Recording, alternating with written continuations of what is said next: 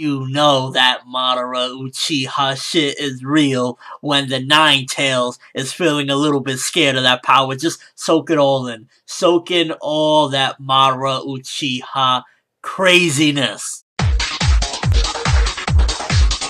this point, I'm wondering if Obito will even die. I'm really at this point like, yo, what is it gonna take to put this motherfucker down? What is it gonna take for him to die? He has had just about everything that other people have had happen to him without dying yet.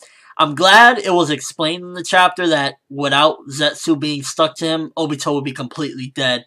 But I mean, at the end of the day, he still is halfway through, but then again, Senju DNA is like this precious, rich source of material that, oh my god, please put some Senju DNA on me so I can turn into like this super godlike person. And I was glad that was mentioned, that, you know, he'd be dead without him. But it's still like, holy fuck, he had the Mazo ripped out of him from Madara in this chapter, and he's still trying to destroy the Rinnegan, trying to be slick. And it's like, every chapter I've noticed for like the past handful of chapters, Zetsu is just bashing him, saying how worthless he is, how he's just pathetic, these eyes, he doesn't deserve them and everything. And it's just like, yeah, Kishimoto wants to put a point across that Obito is a piece of crap. I'm glad that it seems as though Madara has a plan, because when he sprung into action in this chapter, he actually manages to get the Mazo, wrap the chains around all the Biju, and it seems as though he's going straight in. So it's like, yeah, this dude had a plan. There's still people that can come to their defense, because, yeah, he has all the tail beasts wrapped up, including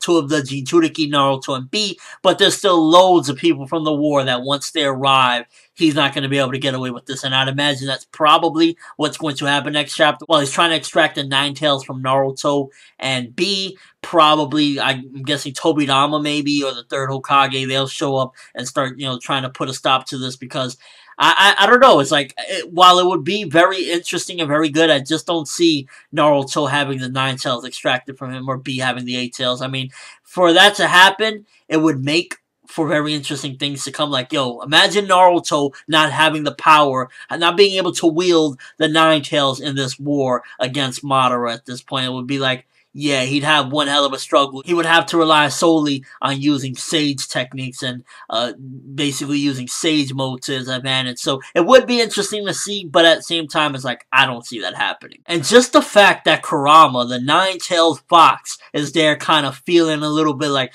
I'm not liking this power. You know shit is real when that is happening. It's like one of the most ferocious beasts. And even the 1-tails, well, the 1-tails can't really talk much, because the 1-tails is trying to have a little bit of a, like, back and forth with him. Well, why are you feeling so scared, man?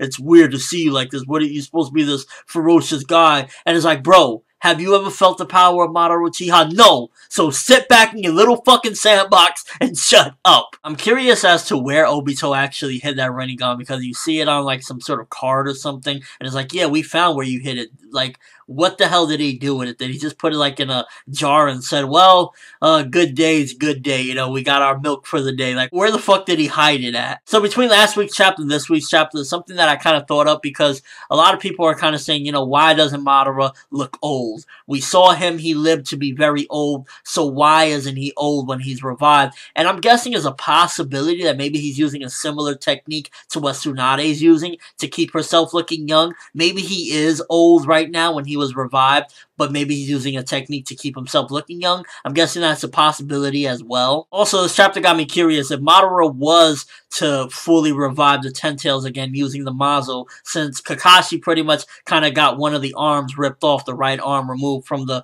Mazo, would that make the 10 tails any more weaker if it would be revived? Which, at this point, I don't even see that being revived either. Like, I could possibly see maybe him having it quickly in the midst of it getting revived, just Madara sucking the whole thing into him. But I don't really see at this point them contending with the 10 tails again like what we saw previously, because we already saw the 10 tails revived.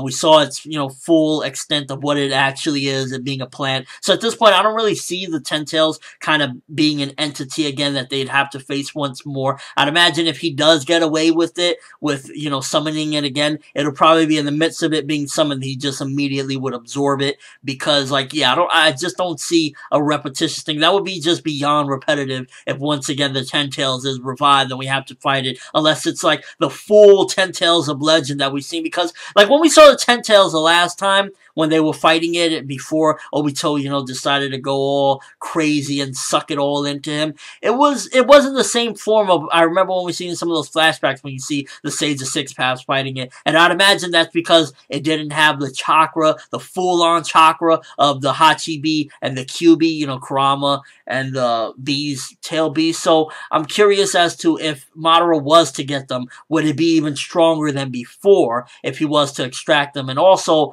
would they actually die? Because, you know, they're supposed to die, but at this point it's like, what the fuck are the rules anymore? If Obito survived using Reni Tensei when, you know, Nagato died using it, he survived having the Biju all extracted from him, a damn Ten Tails at that, and he's still alive. So it's like, yeah, maybe they'll survive, or maybe just B will die. Naruto, since he's like a Uzumaki, he'll survive it or something. Overall, a good chapter. Again, not too much progression. For the most part, I feel as though it's really advancing towards Madara giving a full-on assault, pretty much, and also getting closer to him possibly becoming the Juubi Jinchuriki again. I mean, I'm curious if it really will go down, because we've already seen a Juubi Jinchuriki, we've already seen the Juubi, we've seen everything with Obito and, you know, the battle that just happened before this one. So I'm curious as to if it does go down. Will it be different? Will it actually even go down in general? And that's mainly my, I guess, analysis of this chapter, is that I'm feeling as though if it does go in that way, I'm just hoping that it's not repetitive and it's not, oh, well, the beast is big, we gotta fight it, and there's many different techniques it can use.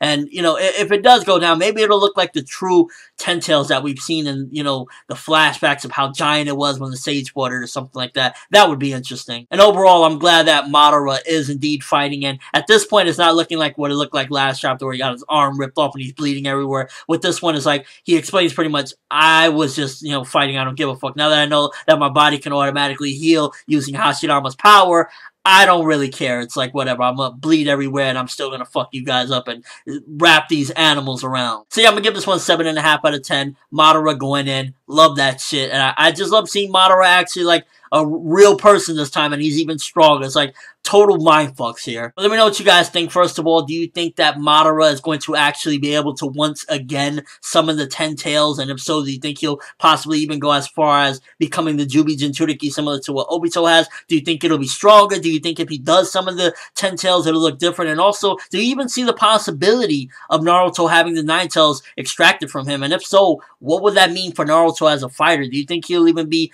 anywhere near the caliber of what he is now without the chakra from the Nine Tails? Let me know in the comment section below and your overall thoughts of this chapter. But that's all I have for this review. Thanks for watching. Hope you enjoyed. Thumbs up for Madara Uchiha, still kicking ass. He has 9 beasts going at him and he's still going strong. Loving that shit. I'm ForneverWorld, and as always, people, have an awesome day.